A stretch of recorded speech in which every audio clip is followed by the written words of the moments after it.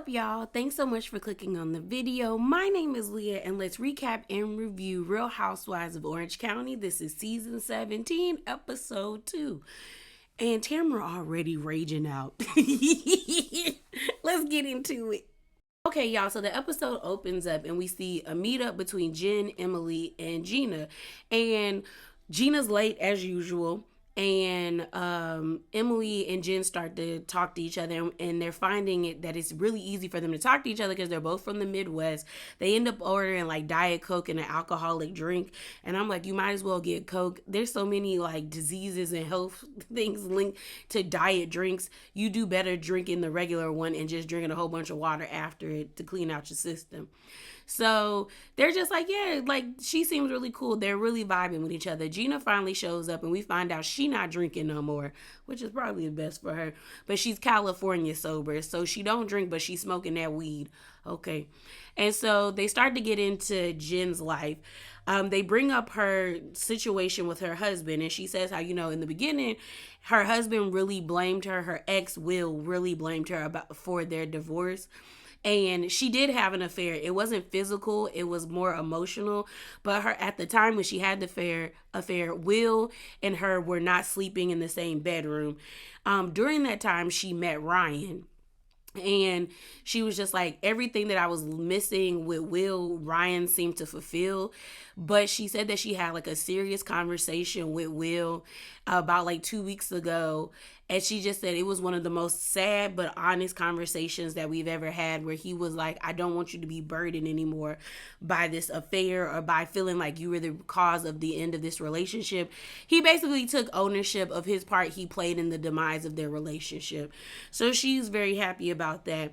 Gina lets us know that she's having a flamingo party where all the ladies are invited, and she wants them all to wear pink to signify the end of the summer.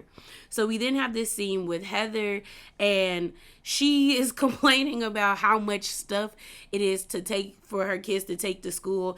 And I remember when I was going to college, how we had the dining room in my parents' house filled with all of my stuff, with like a new bed set, with all my books and supplies. My parents had me set. My mom was not about to let me leave without being ready. So I just thought it was cute how Heather was just going down. The only thing I thought was crazy is that she didn't have a microwave. Like, I know they had to she got a micro refrigerator. So it's the microwave built into the refrigerator. And I saw that when I was going to school. But it threw me off because I was like, my dorm, we had a microwave in the rooms. You were just responsible for bringing your own mini fridge. So that's what my family did. We just brought my own mini fridge. But I guess the rooms, since they're going to an older school, they might not have those things set, so they have to do that.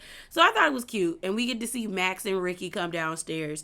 So we see Heather call Shannon, or Shannon calls her, and Shannon is like, girl, I'm on my way to see Tamara because we having a meetup. And she's like, hopefully it goes well, just call me afterwards. And then after she gets off the phone with FaceTime with Shannon, Tamara calls Heather on the phone, and she says the same thing about going to see Shannon. And Heather's like, you two have totally different views about your situation. Because Tamara really feels like Shannon did her dirty. Like, she was there so many times for Shannon, and Shannon was never there for her. Shannon feels like she was there for her, but then when she started to hear Tamara talking trash about her, she pulled back. Because she was like, that's not the type of situation I'm into.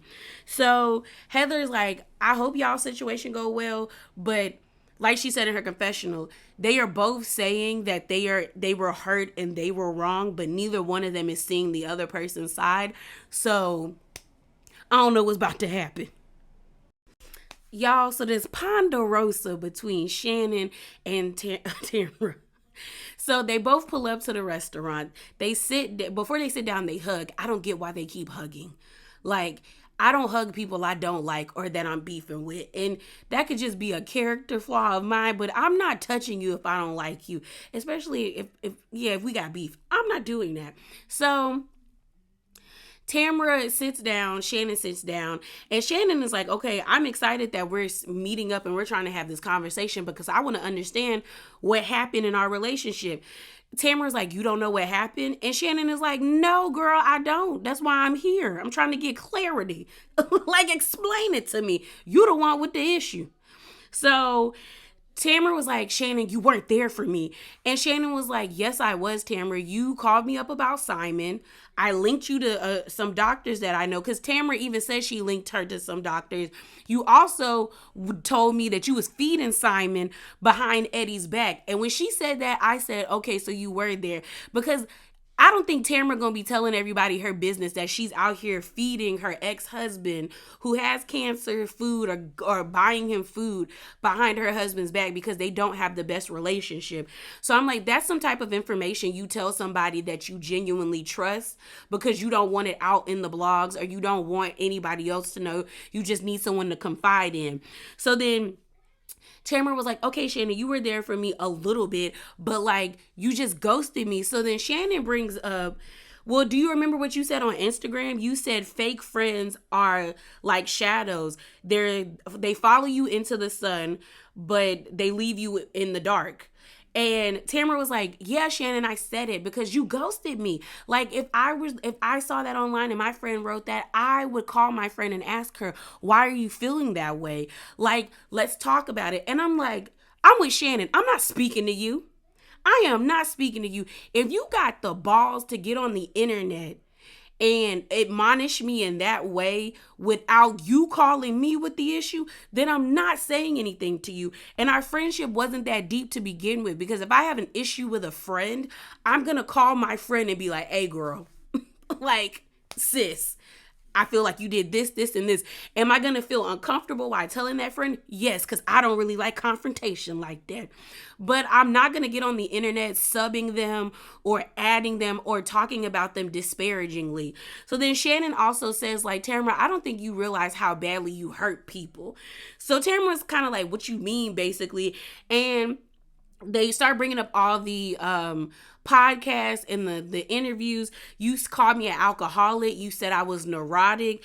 And then Tamara's like, well, Shannon, you were always calling me, always, and you called me when you were drunk, this, and this. You were never there for me. You just take, and take. And I'm looking at Tamara, like, if Shannon takes, and takes, why are you trying to have a relationship with her? I would let that go and I would just keep it surface level. I wouldn't be trying to rehash our grievances with each other. I would just leave them where they're at. But clearly you have an issue and you want the old thing back because you're here getting angry with her. Then there's like a bug that flies. It looked like a bee. They freak out.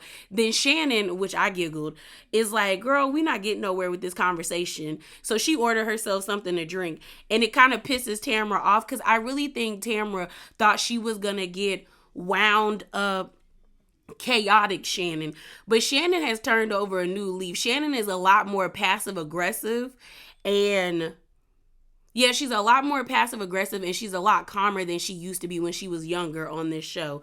I think being on this show has probably given her a source of confidence that she didn't have beforehand. Because Shannon didn't even give Tamara what I think Tamara thought she was going to get. Even when we was on the boat, Shannon was looking at Tamara like, girl, you are psychotic, but I'm the crazy one. So Shannon also talks about, like, you called me an alcoholic. Like, for real, bro? You called me an alcoholic. Like, and she was like, Shannon, you drink a lot. You said David told you to stop drinking, and I told you should. I was just like, Tamara, you messed this up. Yeah, like, I can see Shannon might have done something, but ultimately, I feel like Tamara messed this up. I feel like her feelings was hurt. She thought that maybe Shannon stopped talking to her because she was no longer on the show, as well as Tamara was ashamed and probably embarrassed that she got fired because she thought she would never be let go by Bravo. Maybe she would be able to leave on her own terms, such as like Cynthia has and other cast members have, but she didn't get that opportunity. And I think she was pissed that Shannon was still on the show. But because there was no reason for her to be feeling this way about Shannon solely, when it's like, it seems like you kind of concocted a story in your head and now you're making it what it is. But they decide at the end of this little Ponderosa that they gonna try to move forward.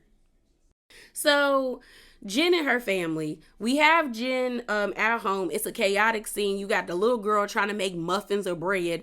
Then you have them trying to make tacos, but they don't have all the like the stuff for the tacos. So they just eat nachos, meat and cheese.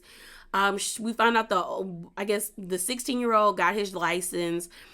She talks about how Ryan just fits in their family, and she was like, if Ryan didn't fit, then he wouldn't be a part of the family.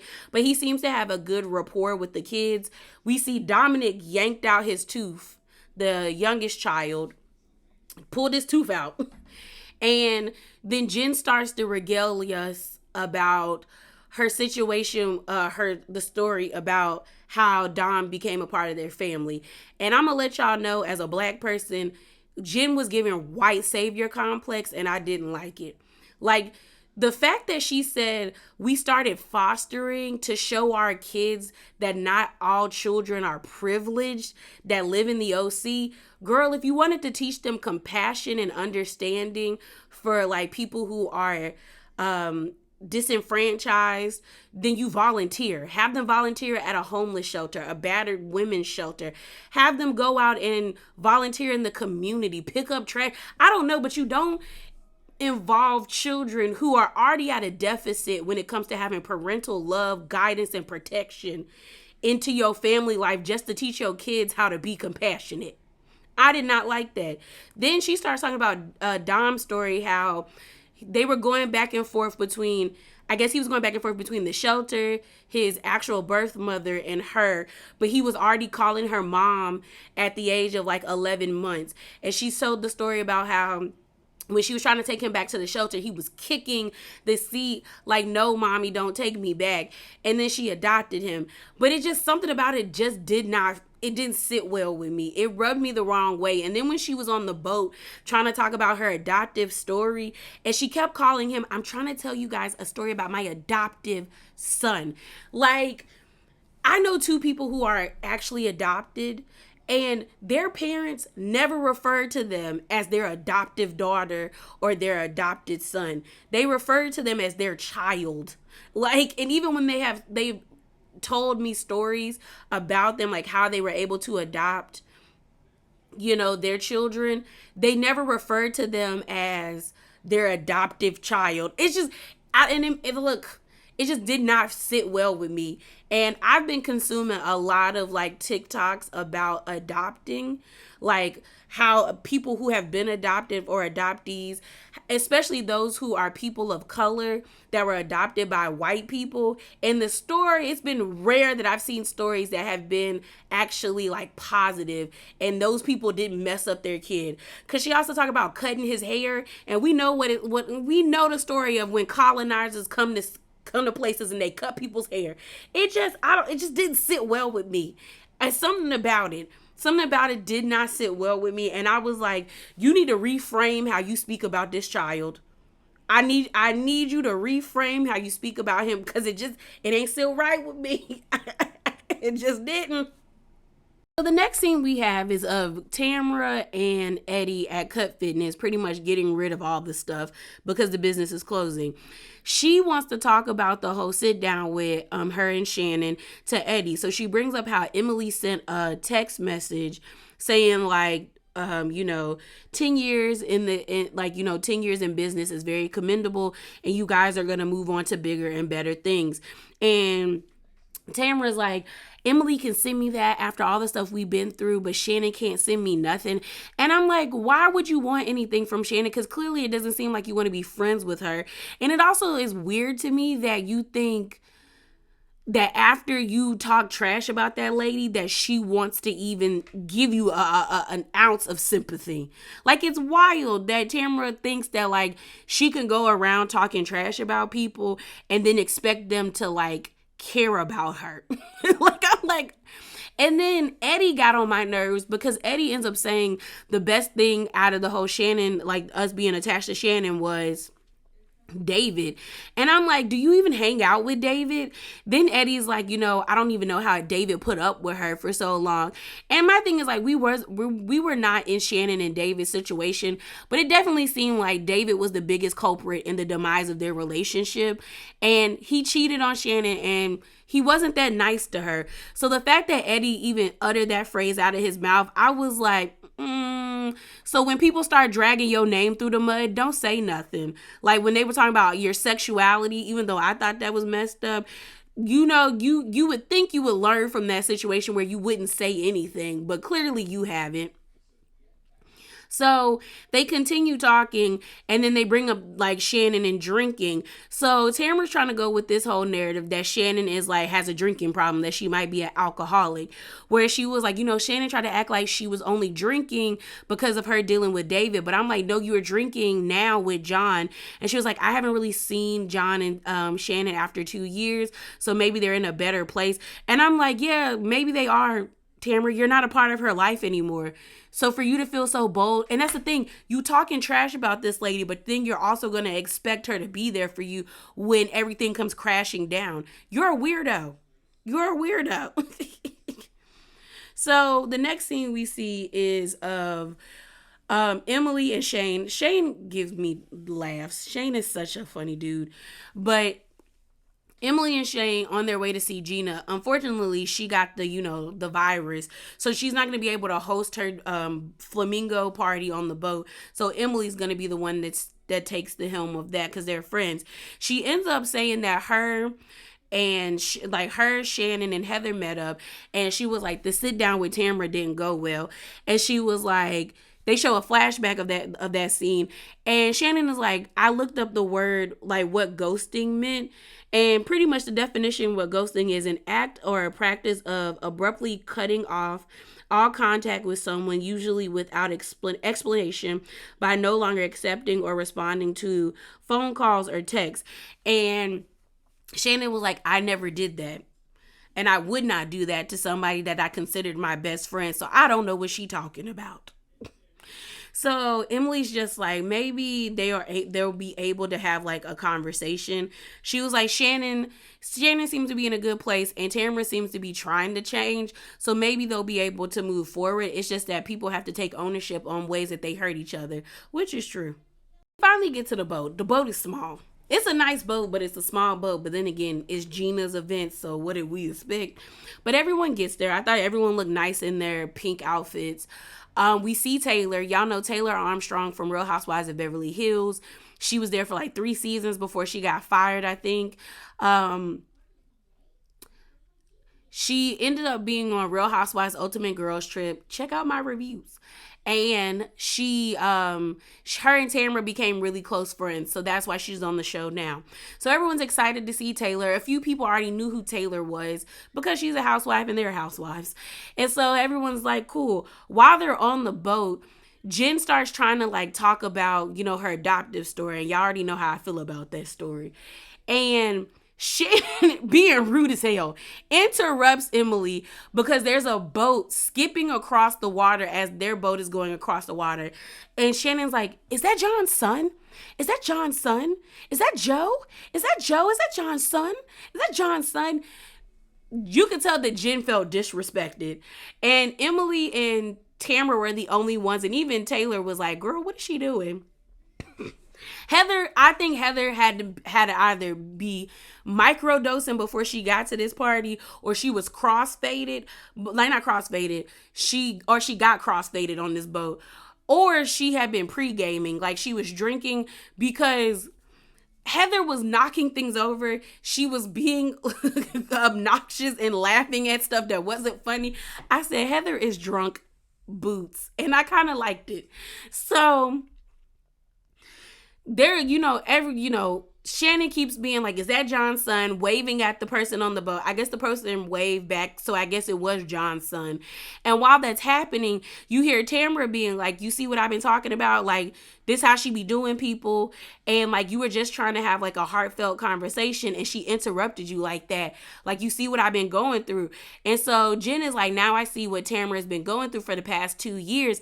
And I'm confused because Tamara's whole gripe is that Shannon ghosted her. So if someone ghosted you, you had no communication. So the fact that you're saying that Shannon makes everything about herself, Tamara, it sounds like y'all did have communication with each other. You just didn't like the communication. So you out here basically lying, saying that the lady ghosted you. Or you're trying to make the situation more than what it is. So they ended up breaking up into groups. We see Emily and Tamara at the back of the boat, up at the top of the boat. And then at the front of the boat, up at the top, we see Taylor, Heather, Shannon, and Jen. And they're having a conversation. And while they're having the conversation, Taylor lets us know that she wants to ask Heather to be like her, go with her to acting classes. We find out that Heather used to be an actor back in the day. Girl, she used to travel with a band and stuff. And they showed Heather's like still shots or headshot photos. They were so 90s. They were so late 80s, early 90s, and I kind of lived for it. I was like, okay, Heather out here in her acting bag. But Heather was drunk. They was doing shots. The deckhand was actually, the boat guy was cute. But then Heather ends up throwing the shot glass. Heather was doing so much. So Heather ends up getting up to go sit with Tamara and Emily at the back of the boat. And Emily and Tamara, before Heather got over there, Emily was trying to like implore Tamara to see Shannon's side. Like, you need to take some ownership because she's saying that she's hurt too. Heather comes and wedges herself in between them. And Emily and Tamara are like, can you sit over there? And Heather's like, no, I'm fine right here. Drunk. And both Emily and Heather basically said, Shannon feels like you're not taking accountability for your part in the fracture of your relationship. You then hear Tamara be like, F that. She could F a duck or she could suck a duck. And Emily and Heather are like, what? She was like, because I did nothing wrong. I did nothing wrong. So F that. Like, no, I did nothing wrong. And she's starting to raise her voice. And I said, see, Tamara about to rage out and we only on episode 2. Because there were like, okay, so everyone's just like, all right. And you can hear Tamara screaming at the back of the boat. So the other 3 ladies hear her. So then they finally decide to go down to where they were before the boat took off, because they're going back to dock at the docks. So when they sit down, Jim basically tells Shannon that she felt disrespected by her like interrupting her story. And Shannon was like, oh, I'm sorry. Like, that was not like what I was trying to do, even though that is exactly what you did, girl. It was rude. And she was just like, well, I apologize for that. So I don't know how Tamara got so drunk, because at the beginning of the boat ride, she did not seem drunk. But by the time we got to the table, sis seemed drunk as hell. So Shannon overhears Tamara being like, you always do this. This is what you normally do. You disregard things. And Shannon was like, I acknowledge that I hurt her. That's why I'm apologizing. But then Shannon is like, did you just say that I normally do things like this? And Tamara's like, yeah, you don't acknowledge anything. And Shannon is like, I just apologized. What are you talking about? Like, what are you talking about? So then Emily tries to chime in and try to be like, Tamara, I just think right now you doing like, basically Emily's like looking at Tamara like, you doing a lot. And Shannon like, is it like she just apologized? So then Tamara's like, stop it, Emily, stop it. So then Tamara says something to Emily like, Emily, I will hurt you. And that's when you hear Shannon say, wait, are you kidding me right now? Why would you say that to her? And then Emily's like, no, like, how are you gonna hurt me, Tamara? Like, how are you gonna hurt me? So then Tamara's like, stop sticking up for her, Emily. And Emily's like, I'm not sticking up for her, even though that's what you were actually doing, Emily. So then you have Taylor sitting there trying to stick up for Tamara, being like, clearly like she's hurt and she wants the friendship to be back to where it is. That's why she's so vocal. So then Shannon was like, Tamara, I was there for you. Like, I was actively there for you. And then she starts getting real hype because she's like, you're a liar, Shannon. You're a liar. You're a liar. You're a liar. You're a liar. And she's banging on the table. You got Taylor looking at her crazy. Jen is like, girl, calm all the way down. Calm all the way down. Then she threatens to throw her wine in Shannon's face. Then Shannon's like, okay, Tamara, you doing a lot right now. You doing a lot. So then Tamara ends up trying to like sit on the edge of like the booth that's on the boat, and she's like, I'm gonna jump overboard. You're an effing liar. And that's when Shannon said, go ahead. And I screamed. So Shannon's like, girl, this is like an effing gang. Like, I'm in it. Like, I don't understand what's going on. She's saying I'm a liar. She said I gotta, like, she want all this loyalty. It's too much going on. So then, like, I think Jen switches seats with Tamara because I guess she was worried that Tamara was gonna do something crazy. So then Shannon ends up saying, Tamara, I don't miss all of this because you doing a lot. Cause you over here, she was like, who are you? Like, she was just like, I'm not a liar, like you're telling me that I am. And you doing a lot right now. Then I think Shannon said something like, you calling me an alcoholic, but look at yourself. And she was like, yeah, I did call you that. It was a mess. The boat finally docks. And they all get out and they go home. And what's crazy to me is they showed the preview for next episode, and we watched Tamara FaceTime Shannon to apologize. So I don't know what is going on with Tamara. I don't know what was going on with Tamara. And the truth of the matter is, like I said, Tamara is not used to a calm Shannon. Tamara is not used to, because old Shannon, I'm about to say Shamra.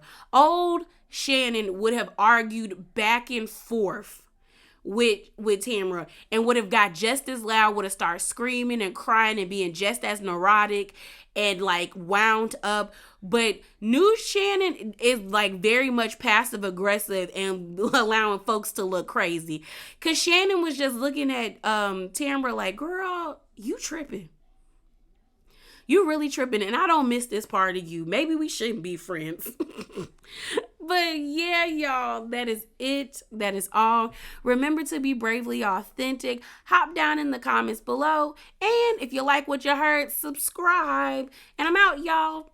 Deuces.